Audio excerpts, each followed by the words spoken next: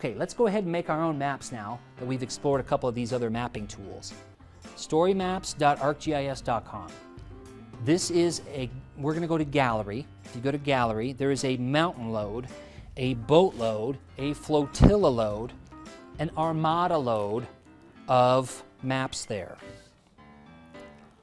So I'd like you to go to the gallery and just spend a few minutes looking at some of the maps that are there. All right, I've got some geo-clothing to hand out for people that answer questions while you're going to there. Why is the longitude negative for Baseline Road in Boulder?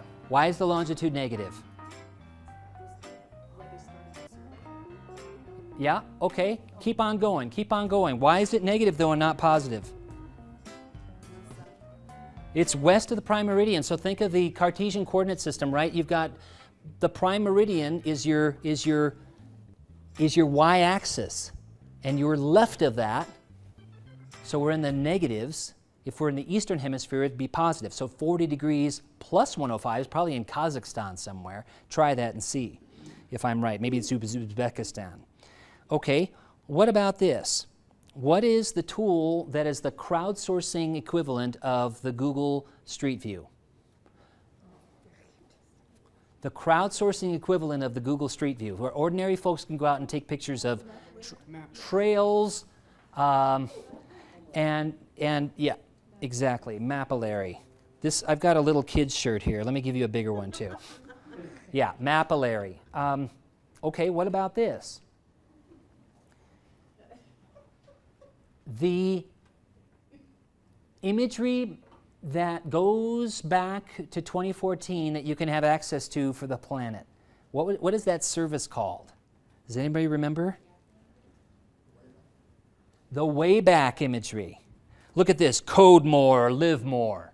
Awesome, oops, yeah. And all these maps, by the way, a large part of them are all done with JavaScript and Python. So they're all coded, and so if you know some colleagues that are like, how do I get into this? I'm really interested in the what's behind the scenes. Yeah, have them dip a toe into the coding aspect of these web maps.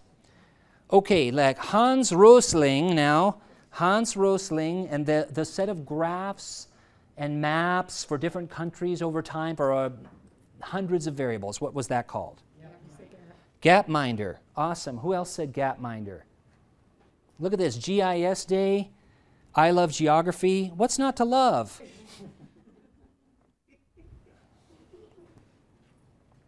All right, I'll save some for the end. So we'll keep folks here and don't run out and say, no more maps, no more maps. Who's found something on storymaps.arcgis.com that you have found to be compelling? What was that? Ah, that's kind of appropriate. So I'm on Story Maps and I go to the gallery section on the top bar, the gallery section, and you say you found the wildfires. Oh yeah, USA wildfires. I see that. Anybody else? What else did people find that was interesting, compelling, something you might be able to teach with? National Trail System. Ooh, okay. So we were talking about near real-time data being mapped more and more frequently from places like the sensor network out there, human beings as sensors, etc. Some of this is just a little out of date, but if I scroll down, yeah, I've got this August 3rd. Anybody else? A brief history of fantastic maps. Ooh. From Paleolithic cave drawings. Very cool. So as you can see here, there is no shortage of what we call story maps. Multimedia, interactive web maps. You can look at it by app type, so the actual look and feel, or you can look at it by subject or by what we call industry, natural resources, energy, water, natural hazards, population change, etc.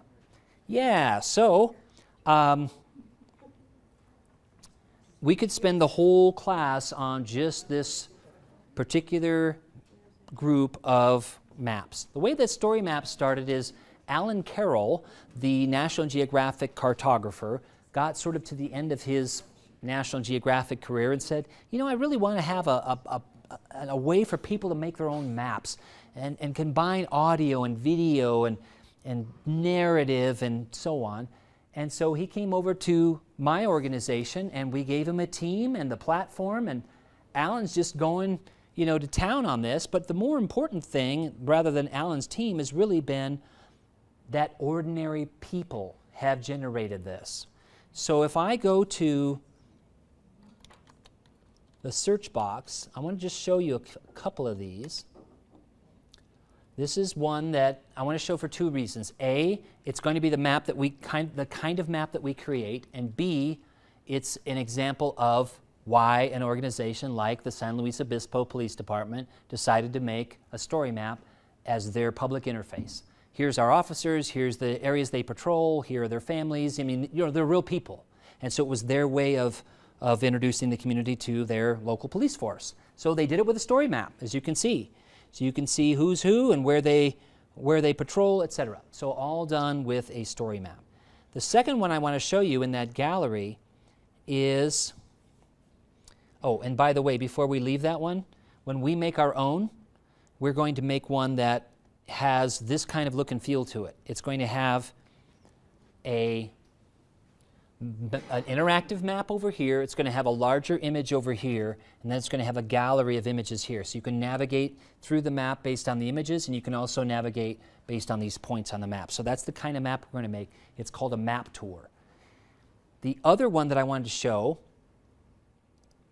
just because I know many of you love history as well as I do, and there is a Titanic story map that I wanted to show for a couple reasons. A, notice that this one uses a different base map. It uses the ocean's base map, which makes sense because of the subject matter, right?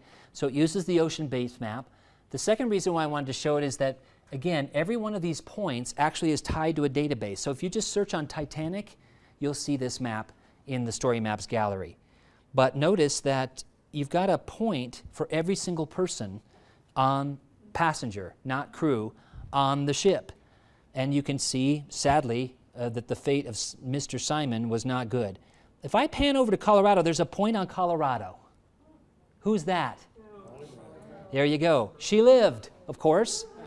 Yep, and so, but another reason why I like to show this one is because, like a lot of maps, and one of the reasons why I think many of us love maps is because sometimes they confirm our preconceived notion of how the world works, and sometimes they totally, dispel it, or they challenge it.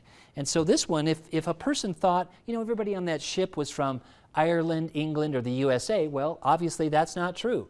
Yeah, they were predominant, but look at all the Scandinavians, look at all the people from Lebanon, even a couple from India and China, even a couple from Australia, and Serbo-Croatian right in there.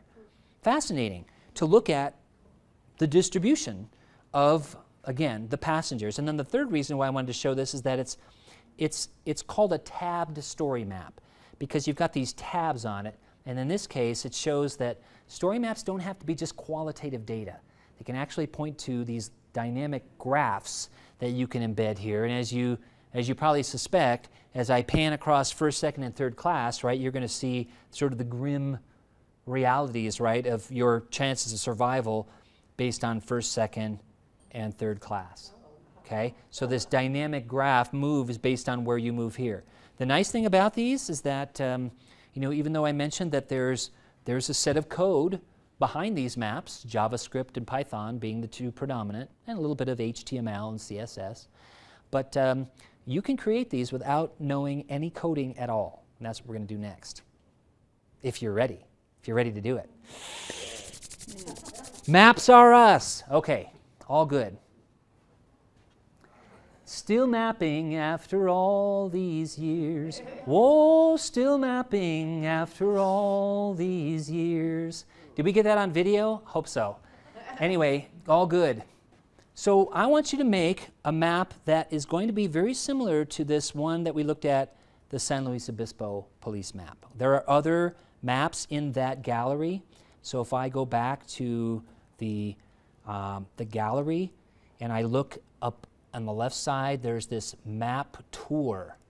All of these are the same kind of thing that we're going to build. Historical houses in Brooklyn Park, etc., as a map tour. Okay?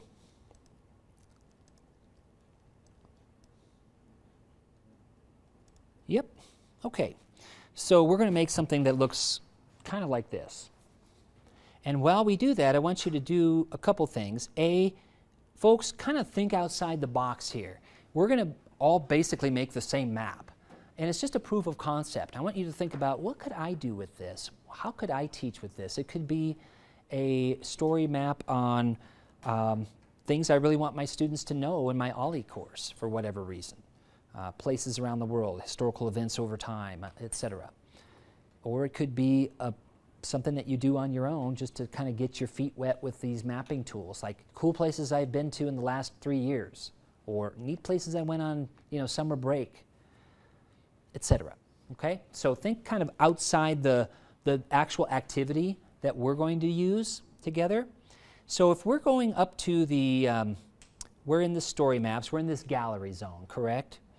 And I really want you to go to the apps zone, okay? So the apps kind of come back to this thing that I was drawing over here, that web mapping application. That's what we're referring to in the apps area here. These are really apps, but it just sounds cooler to call them story maps than story apps. But they're truly maps, but they're going to be the final product that you give somebody or that you show. Or think about this: what if your students create a story map and that's their piece that they present with, instead of a PowerPoint or instead of something else? They actually present with a story map, and that's your assessment tool for them. They present with it, they send you the URL, right, the web address, you look at it, you assess it with whatever rubric you're assessing it with, etc. So a lot of instructors actually use story maps as an assessment tool. So what I want to do here is, as you can see, there's all kinds of story map apps that you can create. And we're going to focus on something that's pretty basic, but I think it's going to be really powerful. And that's this very top one with this story map tour. So if we go to build on the story maps tour, it's going to say, hey, now you want to store stuff. Throughout this entire time that we've been together, I'm so glad we had this time together. We've been not logging into anything, right? We've been using Gapminder, we've ArcGIS Online, we use some Google Maps, we Bouncy Maps, etc. And we haven't logged into Thing 1. And that's good because it shows that a lot of these tools are just right there at your fingertips, and all you need is a web browser and a halfway decent internet connection. Okay? But if you want to save something, you have to have a place to save it, just like when you're in Google Drive or in OneDrive or when you're in any other tool that you want to save things up in the cloud. Okay? That's what these maps are actually operating on. They're all cloud-based services is what they are, just like a lot of other tools that you use nowadays. For example, if you have music, you don't just have music on your local device, right? You have what? Spotify, Pandora, Amazon Music, iHeart, whatever, right? As long as you can get to ABBA's greatest hits, you don't really care where it resides. On some servers halfway around the world, you don't really care as long as it works, right? As long as you can access your documents, your spreadsheets, your music, whatever it is. And that's the advantage of these cloud-based services, especially with maps, because remember, we're not just making maps because they're there. We're actually making these things because we want to solve problems, and these problems don't stop at they don't stop at disciplinary boundaries like sociology, geography, history, right? Economics. They transcend boundaries discipline-wise. They also transcend political boundaries. So they don't. We have forest issues, forest health. They don't stop at the U.S.-Canadian border, right? They transcend border. Same with water, energy, all kinds of other issues. Okay, so here we're going to log in to what we call an account inside ArcGIS Online. And in order for us all to have success here, I'm going to have you use a test bank of accounts that I have reserved for this purpose. I'm going to have you... I already signed in. Cool. Did it on my own, so I have my own whatever. Well, then you don't need these. So, Awesome. So this is correct? I mean, it's Charlie there? Yeah, sweet. Okay. So if you already have an account, I just did it. you don't have to in the class. You can use mine. But at some point, I want you to get your own account. I also, yep, good. You're on to phase 2. Cool.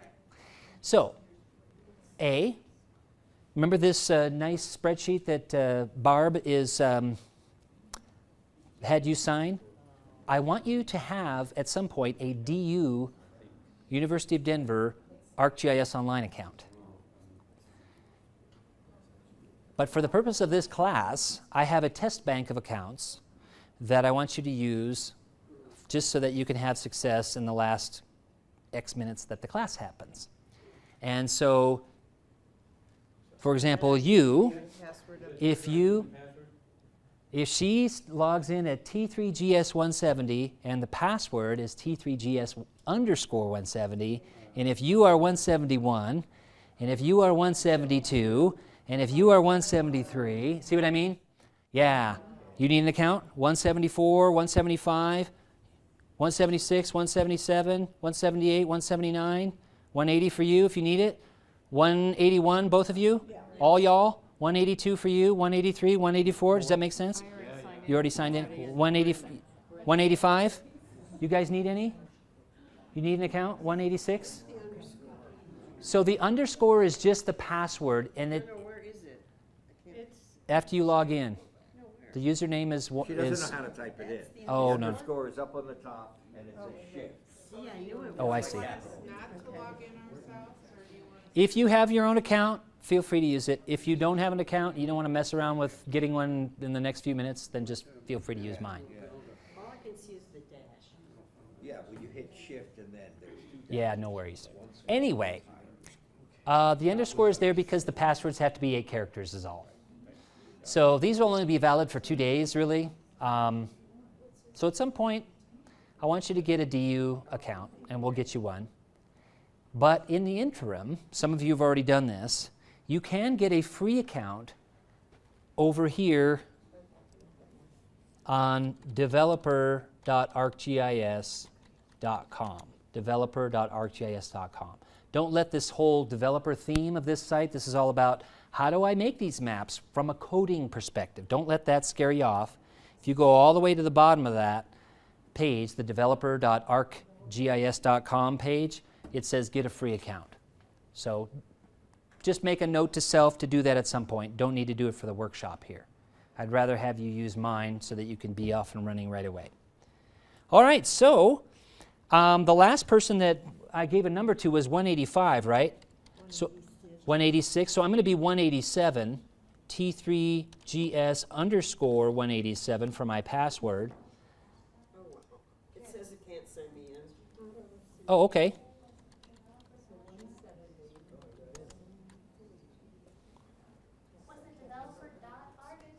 Developer.arcgis.com. Yeah. So T3GS170 and T3GS_170 for you? No, I have to find the underscore first. Yeah, sometimes it's a little bit tricky on the device. That's the dash. So, if you have successfully logged in, you should see this right here, right, folks?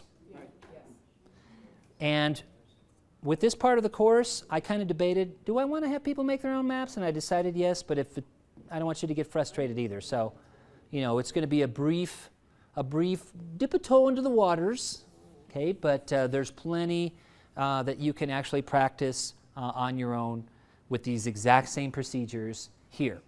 So it says, okay, hey, you want to make a map tour? And you logged in. Great. Continue. Yes. Right?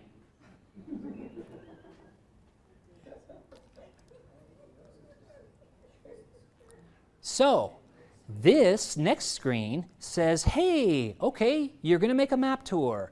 Where are your photos? So you've got to have a place to store these. It cannot point to your local device. Okay. Does that mean I have to make everything I make public? No. No, more about that in a moment. It doesn't have to be that everybody sees them, but the pieces that go into the maps have to be online already. So that said, I actually have in this G+ area, Google+, I actually have a set of photos that I want you to use for the purposes of our building a story map. If you do not have them in one of these zones already, you can actually upload your photos into the mapping platform. I tend to use the mapping platform for my maps and use another service for my photos, but it's all personal preference. I work with a lot of K-12 schools. They don't want to have their students have Flickr accounts, you know, all that kind of stuff for lots of valid reasons, and so they actually use that right-hand side a bit more in a school because they just want to keep things pretty simple. You can, and I have some procedures to how to access photos from Dropbox. Yep. So here, I've gone to the G+, the Google Plus area. And in this case, here's what I want you to type in for when it says, where are your photos? I want you to type in my own email address, okay? Because I got some photos in there that I want you to grab for your story map. Does that make sense? Yeah, let me back up there. I'm on teachers teaching teachers. Yep, super. So let me back up for a moment just to kind of refresh where we were. So storymaps.arcgis.com, right, folks?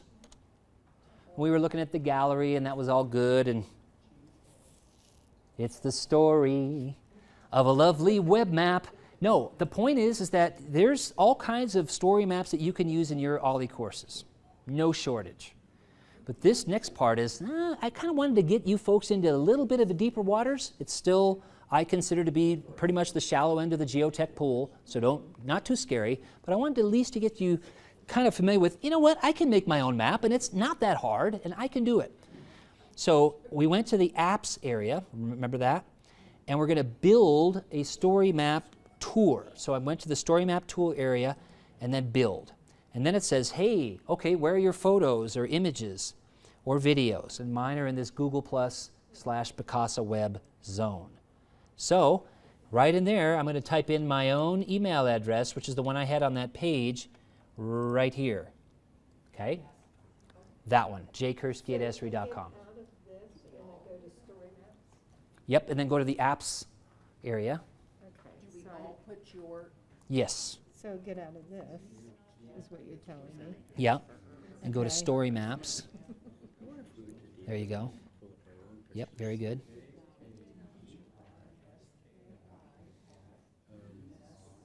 Yep, and now go to apps. Oh.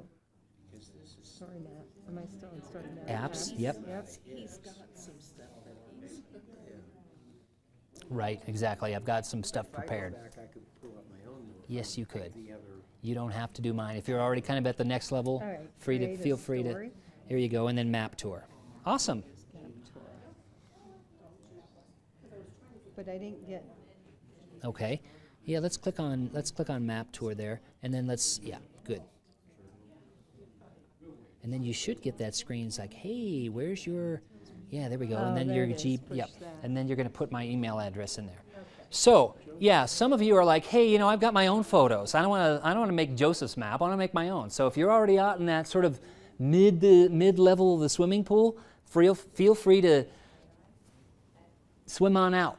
But if you want to go, found on your stream. uh-huh. Okay. Bummer.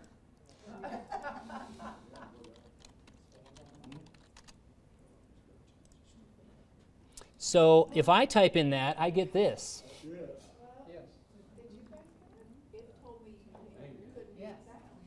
Okay, well, What I want is, I know there's a lot of folders in there, folks. Sorry about that. But about halfway down is. I get this not access code. Did you do a lookup? Oh, do a lookup first. Yeah, you got to look up. Got Did you do a lookup? okay. Okay. And you're using the Chrome browser. I'm using Apple over here. Yeah, that should be fine. What's that? Oh, sure. Yeah. So here's my email address. Let me just guide you through this. And you got to do a lookup, and then you're going to do this. Okay, so my photos, the ones I want you to look at, are in this ESRI Sustainable Campus. ESRI Sustainable Campus, like maybe 50% of the way down.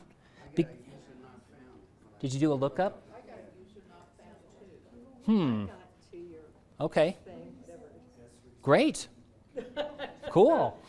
Anyway, so ESRI Sustainable Campus, it is a set of photos of a campus sustainability initiative like DU and like a lot of other campuses have. You know, they have the recycling bins, and they have the ride shares, and they have compost, and they have a campus urban garden, and so on. So, and there's solar panels, and there's LEED certified buildings, right? All of that is part of the sustainability initiative on campuses. And that's what I want to build the story map on here. I just want to show people, here is part of the story of, in this case, our headquarters campus. And if I go to ESRI Sustainable Campus and import, it shows me where the photos were taken. Now, why are those photos exactly where I took them? I had the location-based services on my phone. Okay? If they're not in the right spot, you can drag these things to their correct spot. And if they're slightly off, it may be because you just got outside of the building, or you're right next to the stadium wall, right? Or you're in a canyon, or you're in heavy tree cover in the Pacific Northwest, or you're, you know what I mean? You're somewhere where the signal from the Wi-Fi hotspots and the cell phone tower triangulation and the GPS constellation are all compromised in some way. So you're close, but you're not exactly in your, so you can drag those to their correct spots. In my case, I'm good. It says to locate 0, meaning it found all 5. And if they weren't found, they would say, hey, Joseph, can't figure out where your photos are, so you would need to drag them to their correct spots. So in this case, I'm going to say import, and now I've got the basics for my story map within, again, realizing there were some bandwidth issues and other things. But now I've got the basics done. All I have to do now is input my captions. And let me tell you what the story is, being constrained for time here. This is the water intake, as you can see, and some of the, I'm not the oldest thing on the campus, contrary to popular opinion. It's this Cereus, C-E-R-E-U-S, cactus that is about 90 years old that is on the campus, and it's this very, you know, oldest thing on the campus. And so the story that I'm going to tell here on this story map is that there are, as we can see, if we go to the upper right of this, I'm going to change it to imagery with labels, and I'm going to scroll in a bit, and you see all these solar panels on the roof. That's part of the story I'm going to tell. The other thing I'm going to tell is, I'm going to zoom out here. Where is this located? It's in Southern California. There's a lot of trees on that campus. There are 3,000 trees on that campus. What's wrong with this picture? We're growing it in the desert. So, well, it's the chaparral biome, but yes, very semi-arid. So the idea is, this story that I'm going to tell with this story map is coming back to that big water intake. A couple years ago, we built this holding pond north of the city, and that holds this non-potable water. And with that pipe, the trees and the shrubs are all watered with this non-potable water now, so it's not actually using treated water. And the surplus from that pond goes to the city. We donate it to the city to keep their median strip trees alive and their trees in the public parks alive. So it's a really good thing. And so that's the story that I'm going to tell with this story map. And once I do that, I'm going to say, hey, you know, I'm going to edit some, I'm not going to spend time here in the class doing that, but you can see where I'm going, right? I can put some text in here. It says edit me, so it's actually fairly intuitive. And once I'm done with that, I'm going to say, you know, I'm going to name it ESRI Sustainable Campus for my OLLI course in August 2018. Great. So that's going to be that's going to be my name for it. And sure, I can populate this, but again, I don't want to spend time doing that in the interest of the time constraints that we're under. Why the save button is still a floppy disk in most applications, I have no idea. What is a floppy disk? right? Do you even know what a floppy disk is? Do you have any laying around your garage somewhere? Okay, yeah, I do too, but I've thrown most of them away, but yeah, it's interesting. So anyway, that's the thing. You need to save this fairly often. There's no auto-save in the story map zone, unlike Google Drive. Then once you do that, it says, hey, Joseph, or you folks, you can use this My Stories to manage your content. So now I'm on this login of mine, right? T3GS187 in my case. And look, there's the one map I have in that zone. And I can go in there and I can do a couple things. A, I can change the thumbnail to something that's a bit more appropriate. I can add a summary, the metadata. I can also check this and say, hey, no major issues. There's a couple of security, HTTPS versus HTTP, which I could change if I wanted to. But basically, it found all my images, and I'm good to go. But there's one more important thing here, and that is sharing. Right now, nobody can see this map except me. Well, you can because I'm projecting it, right? But it's private. So you do not have to save these maps. Or, well, for example, if you're teaching your ALDI course and you just want to show your students the map that you saved. Great, nobody else is looking at it. Or you could make a group with some colleagues, maybe your students, maybe colleagues at DU or people that share common interests of you. You know, kind of like a Facebook group almost. You know, they have common interests. Or you could make it public. And even if you make it public, though, nobody's going to find it unless you tweet about it, unless you blog about it, unless you send an email to people. In other words, these maps, as you saw here, have a big, long, gnarly map ID on them. See this big thing? And so nobody's going to actually be able to find that on a Google search or something like that unless you tell them that it's there. So even the public maps, that actually is kind of a good thing. It's sort of a built-in privacy thing, almost, because you basically can't stumble across them. You have to tell someone about them, if that makes sense. So I just wanted to show you quickly how to make one of these. And so right now, there's my map. If I wanted to preview it, I haven't really done much with it, but this is how the public is going to look at it. And there's my images with my very basic captions. And I've got, remember, I changed the base map to a satellite image base. And that's basically it. That's basically my story. But 5 images telling the story of the Sustainable Campus initiatives. Now, think outside the box for your own stories. Yes? Yes. Question, you reference here the complete guide to the public domain data. Yes. How does one get a copy of that? Well, it's not an ebook, unfortunately, quite yet. It's a paper book. Yeah, yeah. And you can get it on Amazon. I actually have a copy in my office, so if you email me, I can send you one. I don't have 30 of them, but I do have a couple. Anyway, yeah, I'd be happy to do that. Back on the video question, let's say we wanted to, this is my preview screen. Let's say I wanted to edit that story map. So now I'm in the editing mode again. And let's say this one, I click on that picture, and notice that I've got a video link there. So I have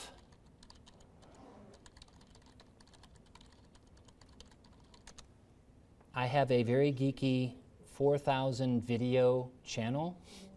I have 4,000 videos on my channel.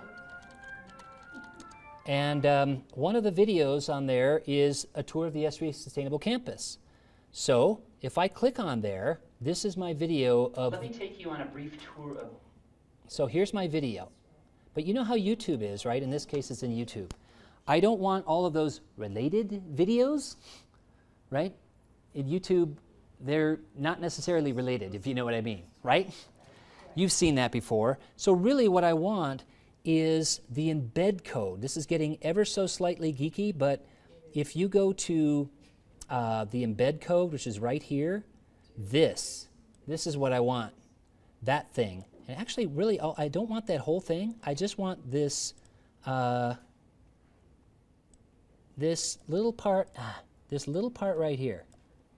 that, if I can get it without getting the whole thing. Oh, shoot. Yeah, it's troublesome to. What kind of a file is this? Well, here, we'll just copy that whole thing. You know where I'm going with it, right? I'm going to go back to here, and I'm going to go back to my map, and right here, I'm going to paste it in there, but I don't want all this other stuff. All I want is that little core essential part of the video. So you can change it, but you don't want that whole URL. You just want that. Now I'm going to apply that and see if that works. Cool. So now I've got the video inside. Yep. Good. Good. So now I've got the video inside my map. So all things are possible with this mapping technology, right, folks? We've explored quite a few things today, and I just want to sum up with a couple of things. Scrolling down, we did not get to, I've got someone asked me about data, the living atlas of the world. Oh my gosh, folks, you know, you've got ecoregions, you've got historical trails, you've got world sea level temperatures, or sea level potential rise, you've got sea level salinity and temperature and dissolved oxygen and so on in this living atlas. So I would highly recommend looking there. For some content, we've actually done some of these things. We've looked at the Wayback Imagery. Check out that Sentinel-2 data for like Kilauea, looking at lava flows. It's mind-boggling. Human Development Index, we didn't get to that one. The John Snow cholera, which is the first documented case of people doing this, right? Way back in 1854, looking at where people died of cholera in Soho and London, really starting to use maps even then as analytical tools and not just where things are, but why things are where they are.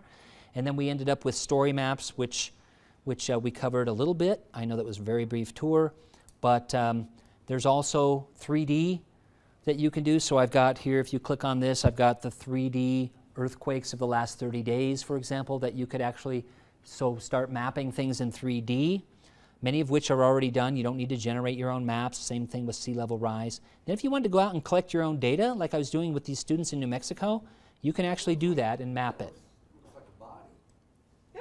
This, it's gully erosion. Yeah, gully erosion rates for head cut erosion. Yeah, very good. Okay, last few bits. What is this? It's a Macintosh. Awesome.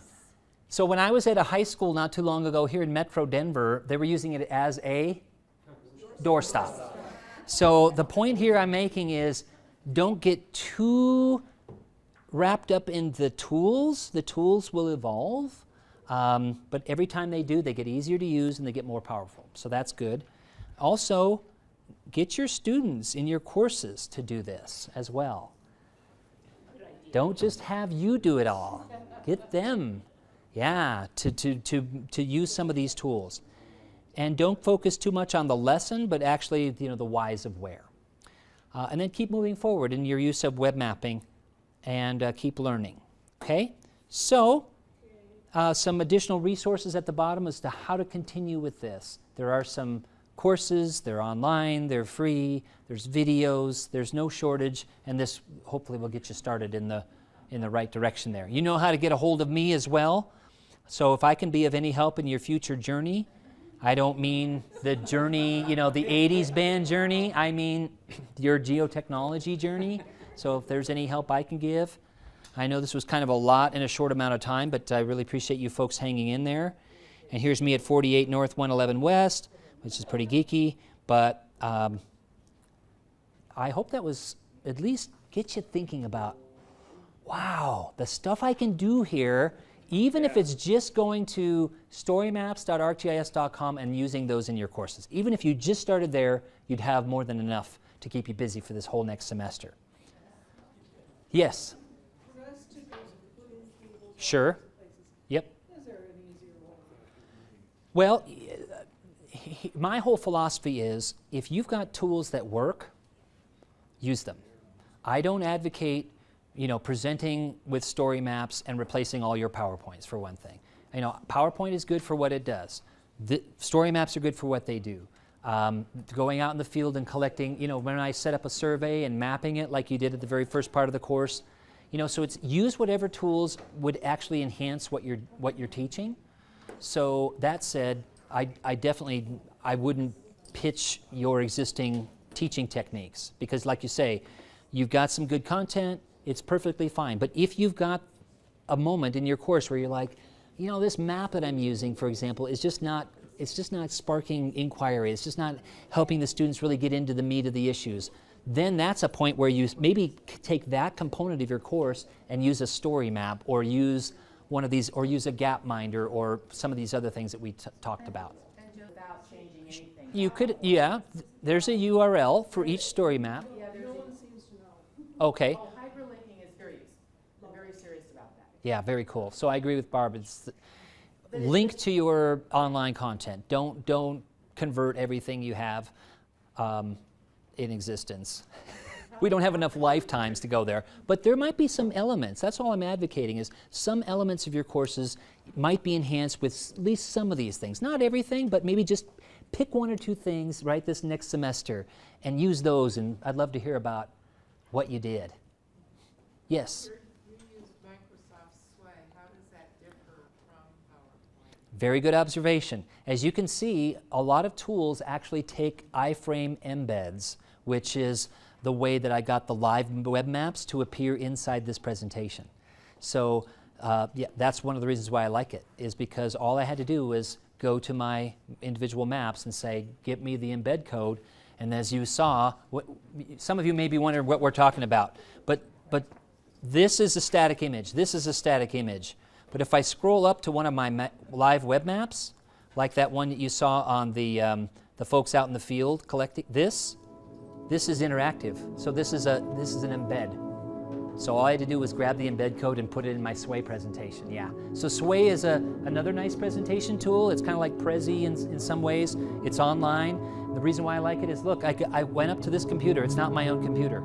And I could just pull it up because it's online. So when I go to a lot of conferences, as you said earlier, and so I can just walk up, the stressful moment, you walk up to the podium, it's like, I've never seen this computer before, but all I had to do is pull it up. So if I have a web connection, then I'm all good to go. So again, I don't use Sway for everything, I don't use story maps for everything, I don't use PowerPoint, I use whatever the most appropriate tool is. Thanks folks, you were awesome.